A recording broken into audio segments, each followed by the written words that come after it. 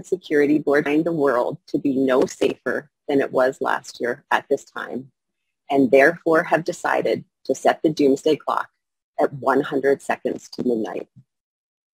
Dun dun dun! The doomsday clock.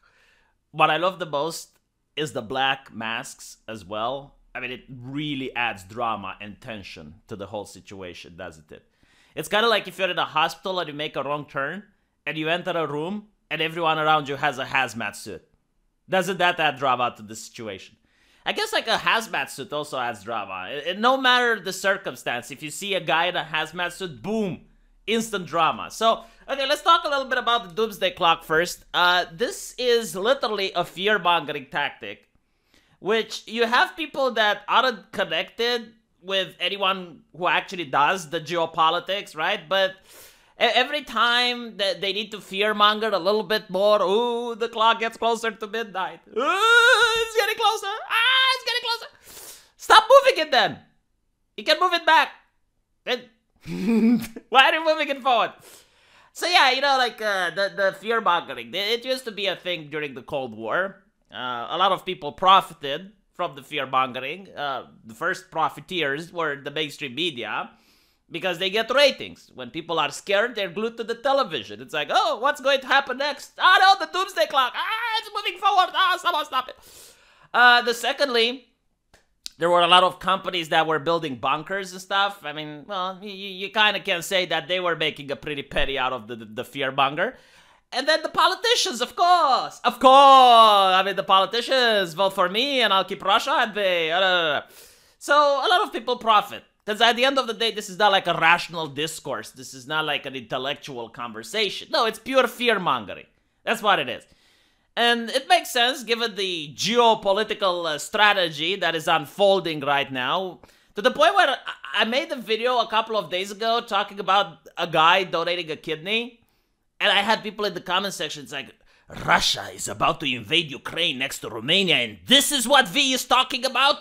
This is what... Okay, look, I understand that you think I have like some supernatural powers, but me talking about an event doesn't stop the Russians from doing whatever they plan on doing. There is absolutely nothing that I can say to dissuade Putin from unfolding his plans. Whether it is going into Ukraine or staying out of Ukraine, I don't know, okay? Nothing that I say or that I can even possibly do is going to dissuade the upcoming events, which are being set in motion. So let me tell you my opinion, right? Because everyone wants to know, what is your opinion on the whole Russia situation? My opinion is that America is weak right now. I don't think it's going to be weaker. I think it's at the weakest.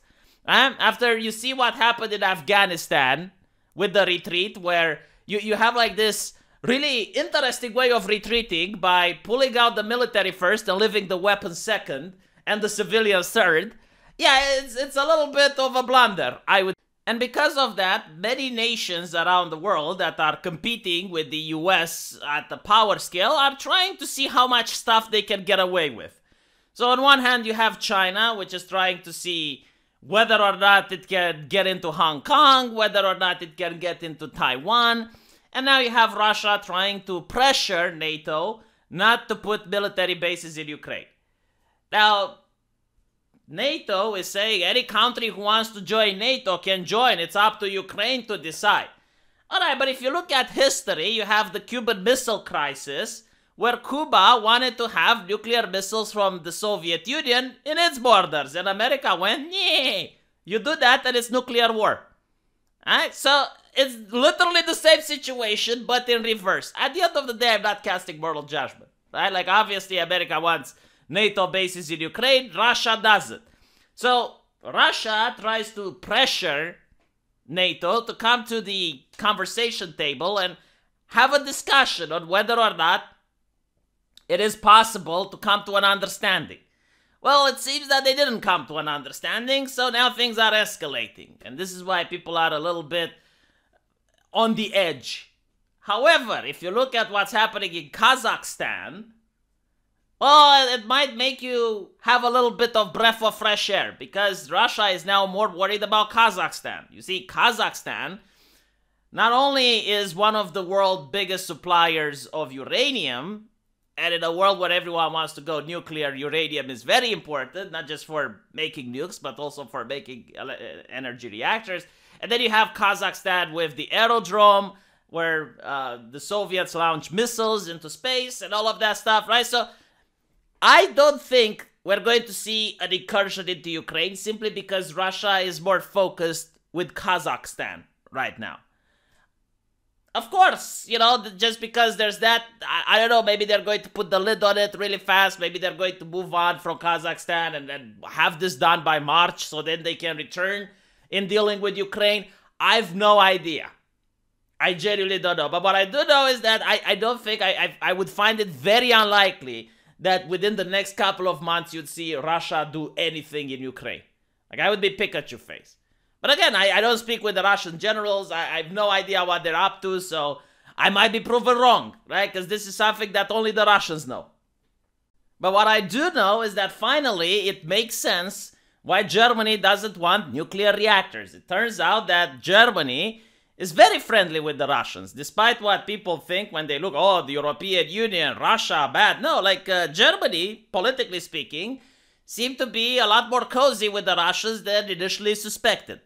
Why? Well, for example, they don't want nuclear reactors. So if they don't want nuclear reactors, they need gas. Where are they getting their gas from? Oh, that's right, the pipeline. Oh, yeah. Coming from Russia. Now, plot twist, you need actual gas in order to wage war. I'm just saying, you can't use solar panels yet. Can't use windmills in order to power up those. No, you need gas. Where is the gas coming from? The Russia. Who are you going to fight? I see. All right. Very, very interesting. Secondly, Germany forbids to use its airspace to transport military aid to Ukraine. So Britain wanted to transport soldiers to Ukraine, and Germany went 9. Why did Germany went 9? Oh, the British people didn't have papers. No, I'm not kidding. Like, they didn't submit the proper requests, and okay, right, I see. So that's more newsworthy to me than whether or not Russians are going to go into Ukraine. I mean, if Germany wants to be friends with the Russians, that's fine. I don't mind, but I wish they would be a little bit more open about their desires, you know? It's very interesting. What can I say? And it's unfortunate that the journalists don't focus more on this rather than on things we can't predict and we can't stop no matter what. I mean, what do you want me to do? Go in the street and do a protest against Russia going into... I mean, I can do that, but, like, is it going to change anything? Probably not. Now, regarding whether or not Russia gets into Ukraine, my opinion is no.